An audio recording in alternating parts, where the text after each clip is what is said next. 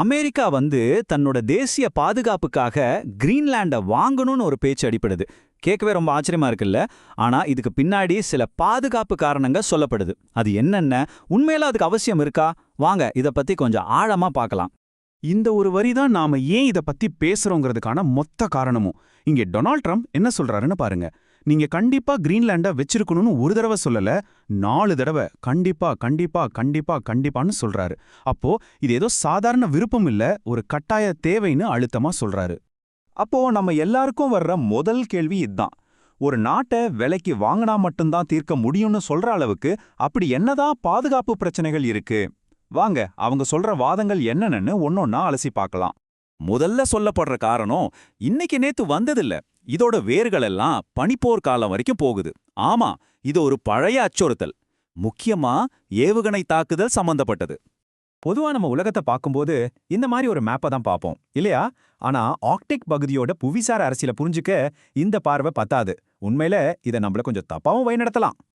ஆனா இப்ப பாருங்க, இதே உலகத்தை நாம வடதுருவத்திலிருந்து பார்த்தா மொத்த காட்சியுமே மாறிடுது.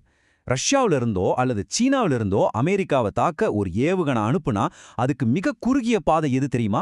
நேரா வடதுருவத்துக்கு மேல பறந்து வர்றதுதான். அப்போ அந்த வழியில நடுவுல என்ன இருக்கு? கிரீன்லாண்ட். இதனால தான் ஏவுகணை பாதுகாப்புக்கு கிரீன்லாண்ட் ஒரு காலத்துல அவ்வளவு முக்கியமான இடமா பார்க்கப்பட்டு. இந்த காலவரிசையில ஒரு சுவாரஸ்யமான விஷயத்தை கவனிச்சிங்களா? பனிப்போர் உச்சத்துல இருந்தப்போ கிரீன்லாண்ட்ல 17 அமெரிக்க தளங்கள் இருந்திருக்கு.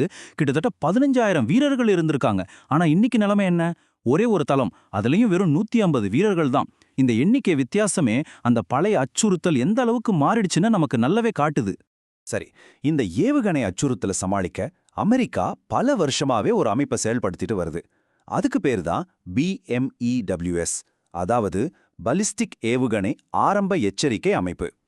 வடதுருவம் வழியா வர்ற எந்த ஒரு ஏவுகணையும் முன்கூட்டியே கண்டுபிடிச்சு எச்சரிக்கை செய்யறதுதான் இந்த ரேடார் நெட்வொர்க்கோட வேலை. இங்க நாம கவனிக்க வேண்டிய முக்கியமான விஷயம் என்னன்னா, இந்த BMEWS சிஸ்டம் அமெரிக்கா மட்டும் தனியா பண்ற ஒரு விஷயம் கிடையாது.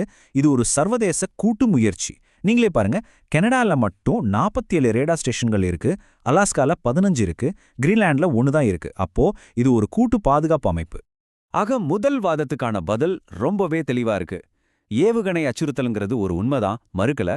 ஆனா அதுக்காக கிரீன்லாண்ட விலைக்கு வாங்க வேண்டிய அவசியமே இல்ல. ஏன்னா 1951 இருந்தே டென்மார்க்கோட போட்டிருக்கிற ஒப்பந்தப்படி அமெரிக்காவுக்கு தேவைப்பட்டா அங்கு இருக்கிற தளங்களை மேம்படுத்தலாம், இல்லனா புதுசாவும் தளங்கள் அமைக்கலாம்.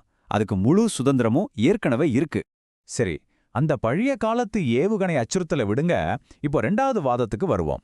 இது ஒரு நவீன கால அச்சுறுத்தல். இப்போ 21ஆம் நூற்றாண்டுல உருவாகிட்டு வர ஒரு புது சவால்.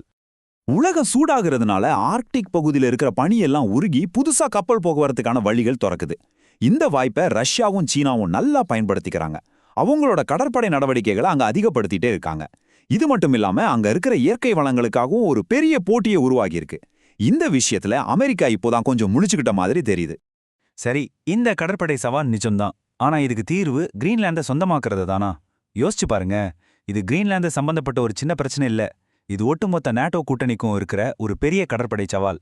இது கிரீன்லாண்ட வாங்குறது மூலமா மட்டும் தீர்த்தர முடியாது. இப்போ நாம பார்க்க போறது 3வது வாதம். இது கொஞ்சம் இல்ல ரொம்பவே தீவிரமான ஒரு கற்பனைன்னு கூட சொல்லலாம். இந்த வாதம் என்ன சொல்லுதுன்னா, எதிர்காலத்துல ரஷ்யாவோ அல்லது சீனாவோ கிரீன்லாண்ட் மேல படையெடுத்து அதை கைப்பற்ற முயற்சி செய்யலான்னு சொல்லுது. கேட்கவே கொஞ்சம் சினிமா கதை மாதிரி இருக்குல்ல? ஆனா ராணுவ நிபுணர்கள் இந்த வாதத்தை கேட்டா சிரிக்கிறாங்க. பேராசிரியர் மைக்கேல் கிளார்க் என்ன சொல்றாரு பாருங்க. இந்த மாதிரி யோசிக்கிறவங்க முதல்ல ஒரு தடவை மேப்பை நல்லா பார்க்கணும். அது சாத்தியமே இல்லாத ஒரு விஷயம்னு சொல்றாரு. உண்மைதானே? அவ்வளோ பெரிய பனிப்பிரதேசத்தை தாண்டி ஒரு படைய கொண்டு வர்றதுங்கிறது கிட்டத்தட்ட நடக்காத காரியம். சரி, இதுவரைக்கும் நாம 3 முக்கிய வாதங்களையும் அதுக்கான எதிர்வாதங்களையும் பார்த்துட்டோம். அப்போ இதிலிருந்து நம்ம புரிஞ்சிக்க வேண்டிய உண்மையான கேள்வி என்ன? சுருக்கமா ஒரு ரீகேப் பார்த்துடலாம். முதல்ல ஏவுகணை அச்சுறுத்தல்.